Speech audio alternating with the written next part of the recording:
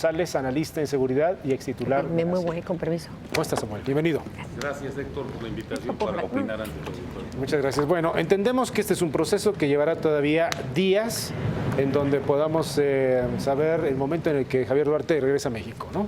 Sí, yo creo que lo que es importante entender es que el que administra el proceso, pues no es el Estado mexicano ni el guatemalteco. Él. Él es el que administra el proceso y sus abogados, Es ¿verdad? que es doctor en Derecho, Samuel, no se nos olvide. Pues sí, y por eso, independientemente de que sea doctor en Derecho o no, ¿verdad?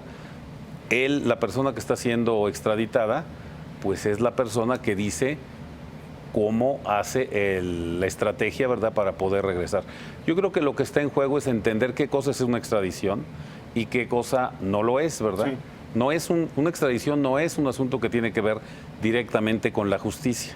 Con la justicia tiene que ver el caso mexicano, las órdenes de aprehensión en México y obviamente todos los elementos que la justicia mexicana ha desarrollado para tratar de probar las actividades ilícitas que supuestamente cometió. Ese es un asunto mexicano. La extradición es un procedimiento en el cual la justicia guatemalteca prima facie no tiene nada que ver con el problema penal, ¿verdad?, del señor Duarte. Es México el que le pide a Guatemala que sea extraditado para que enfrente la justicia mexicana. Y este es un asunto de soberanía entre dos estados que a lo largo de la historia los estados han cooperado precisamente a través de este mecanismo de extradición que consiste en que un estado le entregue al otro a una persona que está siendo buscada para que pueda ser enjuiciada o una persona que ya ha sido sentenciada para que cumpla su pena. Así de simple, ¿verdad? Entonces, la extradición, según los tratados entre México y Guatemala, más la ley de extradición guatemalteca que se aplica, pues es un procedimiento que en Guatemala, a diferencia de México, es completamente judicial. Sí. Es como el de España, ¿verdad? No va a ser la administración de Guatemala la que decida si extraditan a el señor Duarte o no, sino los jueces de Guatemala con base en el tratado firmado entre México y Guatemala. Y ahí hay que cumplir plazos, ¿verdad? Los elementos de una extradición son, primero, obviamente, lo que se llama la provisional, la solicitud provisional de extradición. La ficha roja de Interpol en algunas ocasiones puede servir de base para esta solicitud provisional.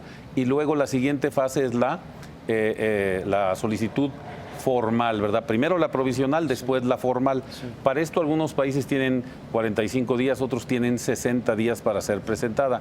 Ahí México le va a decir a Guatemala, mira, todos estos casos involucran al señor Duarte. Sí. Hoy vimos en la mañana que el fiscal de Veracruz presenta cinco nuevos casos de órdenes de aprehensión que van a ser sumadas y con todo eso el señor Duarte va a tomar todos los aspectos y decidir si se allana, es decir, si acepta la extradición o no. Correcto. ¿Con base en qué? En su estrategia, ¿verdad? Por supuesto. Bueno, que eso llama la atención. Pero dinos algo, Samuel, que ha llamado la atención. ¿Por qué el gobierno de México no tenía preparado ya una extradición en tiempo y forma o de manera oficial como lo plantearon el día de ayer? No, es que nunca pasa así, ¿eh? Nunca pasa así. No. Lo primero es la provisional. La convención de Interpol dice que la mera ficha roja de Interpol para algunos países puede servir de base para hacer la extradición, la solicitud provisional de extradición. Correcto. Entonces el gobierno se tiene que preparar, porque tiene que preparar su caso, y enviarlo a Guatemala. Esa es la fase en la que estamos. Posteriormente se abre la audiencia, él tiene derecho a combatir esa extradición. Tiene derecho a ver si se cumplen todos los requisitos del tratado, que son obviamente que haya causa probable o, como decimos en México, datos que prueben que el delito existió y que es el probable responsable. Y luego que haya un delito, que el delito sea sancionable en los dos países y también que no haya sido juzgado por ese delito, ¿verdad? Es decir, que no haya non bis in idem. Todos esos elementos van a ser analizados por el juez de Guatemala y determinar si procede la extradición o no.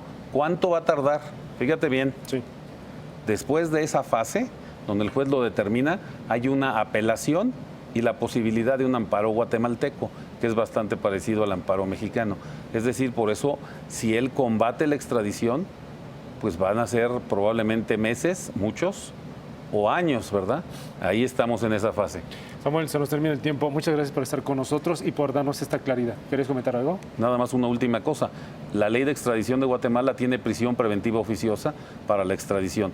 El señor Duarte no va a poder tener medidas cautelares alternativas. Bien. Gracias por la claridad, Samuel. Muchas gracias. Gracias.